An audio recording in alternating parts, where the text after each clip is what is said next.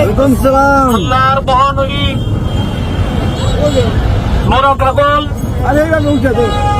মোরা পাগলা যদি আল্লাহর ওলি আল্লাহ না হতো তাকে কবরস্থ করার 14 দিন আমরা কি এত বুঝতে পারি যে সে একজন আল্লাহ ছিল? অবশ্যই আল্লাহর ওলি ছিল।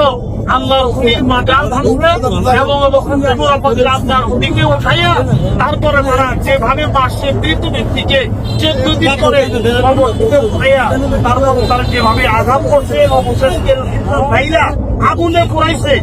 এই আগুন এই দুনিয়ার সমস্ত আগুন হলো দুমকের ছবিতে, এই যুগের আগুনের ছবিতে।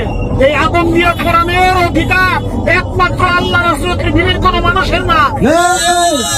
আর সেই আল্লাহর আইনকে ভঙ্গ যারা করছে তারা মুসলমান তো দূরের কথা, তারা কোনো মানুষই না। তারপরে যারা 14 দিন পরে আল্লাহর ওলির লাশ উঠাইয়াও দেখলো এখানে দুর্গন্ধ নাই, পচা নাই, ফেলা নাই, তারপরেও তাদের জ্ঞান হইল না। তারা ঠিক জানোয়ারের কুকুরের কাজগুলো করেছে। যেমন মানুষের কবর থেকে উঠাইয়া লাশগুলো শিয়াল কুকুরে খায়, তেমনি এই শিয়াল কুকুরগুলোরা তারা ওলি আল্লাহর লাশ, ওলি আল্লাহর দেহ, মুরা পাগলার দেহকে উঠাইয়া তারা এইভাবে মারপিট করছে। তারা ওই কুকুর শিয়ালের দেহ না, তারা মানুষ না, তারা সত্যিকারের মানুষ রূপে জানোয়ার। আমরা এই জানোয়ারদের বিচার চাই, আমরা জানোয়ারদের বিচার চাই। আমরা এই ঘটনার তীব্র প্রতিবাদ জানাই, আমরা ঘৃণা জানাই।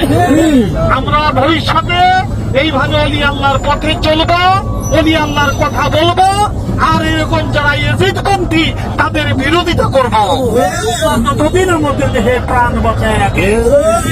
আলিমালার দরবারে আমরা এসেছি, আমরা সবসময় সজাগ দৃষ্টি রাখবো যেন অলি আল্লাহর দরবারে আর একটা হামলাও হতে না পারে।